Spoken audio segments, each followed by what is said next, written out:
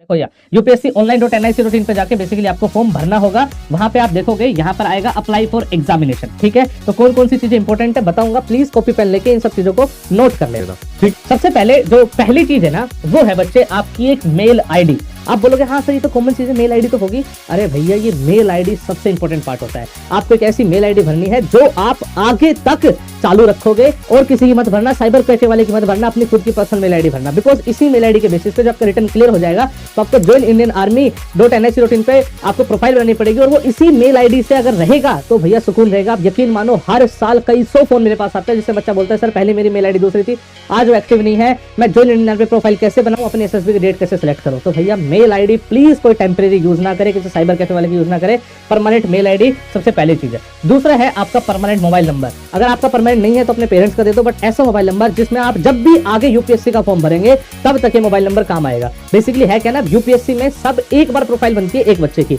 आप कभी भी, जैसे आप आज इंडिया का पेपर दे रहे हो, कल सीडीएस का दे रहे हो, परसों सीएपीएफ का, सिविल सर्विस का, कोई भी आपकी प्रोफाइल एक बार बनेगी तो उसमें जो डेटा फीड हो गया वो आगे तक चलेगा। तो प्लीज ये परमानेंट रखना, कोई भी टेम्परेरी ना हो। क्लियर होगी बात? फिर आप अपनी प्रोफाइल वगैरह बना दोगे तो ये सब तो चीजें नॉर्मली है। यहां से मेन गेम स्टार्ट होता है।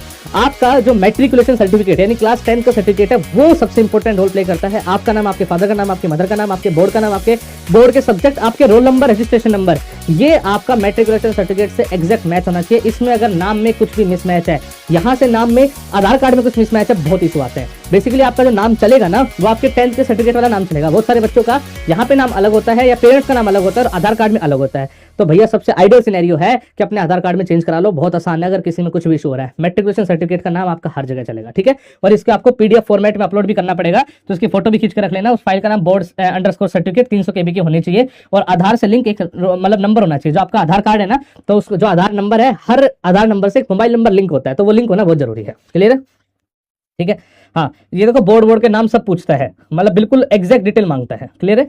चलो हाँ अब आ जाते हैं बच्चे। देखो ये पूछा हुआ है आपके सर्टिफिकेट नंबर क्या है, आपका रोल नंबर क्या है, पासिंग सर्टिफिकेट नंबर क्या है, कितने आपने कब पास करी थी, कौन से बोर्ड से पास करी थी, सब कुछ बिल्कुल आपको डिटेल में भरना होगा। क्लियर होगी बात? अब इससे आगे आ जाते हैं, ये चीज है। दूसरा आधार, अगर किसी के पास आधार कार्ड इशूड है तो वो लिखना है, किसने अप्लाई कर रखा है तो वो लिखना है। एक्चुअली आधार कार्ड से ना आज की डेट में हर एक एग्जाम की एक आईडी बन जाती है, तो यहाँ भी एक आईडी बन जाएगी। तो आधार कार्ड होना काइंड ऑफ कंपलसरी हो गया। अगर किसी के पास आधार कार्ड नहीं है तो ऐसा नहीं है कि फॉर्म नहीं भरा जा सकता, फॉर्म भरा जा सकता है, थोड़ी चीजें कॉम्प्लिकेटेड हो जाती है। अगर आधार कार्ड है तो सीधा सीधा मोबाइल नंबर से वेरीफाई करके आपकी प्रोफाइल वेरीफाई हो जाती है, अदरवाइज थोड़ा सा कॉम्प्लिकेशन आ जाता है। बाकी भर तो उसके बिना भी सकते हैं। ठीक है, बट हो बेस्ट है कि आपका आधार कार्ड रहे तो ज्यादा बेटर है। तो आपके आधार के हिसाब से बहुत सारी डिटेल वो ऑटोमेटिकली फैच कर लेगा, आपका वेरीफाइड बता देगा भैया कि आपकी ये सब चीजें वेरीफाइड हो गई। इसके अलावा आपके पर्सनल प्रोफाइल बनेगी, पेरेंट्स प्रोफाइल बनेगी, सोशल कैटेगरी प्रोफाइल बनेगी, डिसेबिलिटी प्रोफाइल बनेगी, एड्रेस, एजुकेशन प्रोफाइल, ये सब आपकी बनेगी। फोटो सिग्नेचर अपलोड होंगे। बेसिकली पर्सनल प्रोफाइल में आपकी एजुकेशन डिटेल्स वगैरह सब कुछ आएगी। पेरेंट्स में पेरेंट्स क्या करते हैं, पेरेंट्स की इनकम क्या है, सब पूछेगा। आपने कौन कौन से स्पोर्ट्स खेले, एनसीसी में पार्टिसिपेट करा नहीं करा, सब पूछेगा आपसे। डिसेबिलिटी अगर है नहीं है सब पूछेगा। एड्रेस आपसे पूछेगा, प्रूफ नहीं मांगेगा, बस एड्रेस आपसे पूछेगा। आपने कोई अचीवमेंट जिसमें कोई स्पोर्ट्स वगैरह में कुछ करा वो सब आपसे पूछेगा। पहले कभी यूपीएससी एग्जाम दिया है वो डिटेल पूछेगा आपसे। फोटो और सिग्नेचर अपलोड करवाएगा। फोटो सिग्नेचर में थोड़ा सा गेम ट्रिकी होता है। अच्छा देखो इसमें ना सबके साइज है, जैसे कास्ट सर्टिफिकेट है, वैसे तो एनडीए में कास्ट सर्टिफिकेट से कोई खास मतलब है नहीं, बिकॉज रिजर्वेशन है नहीं।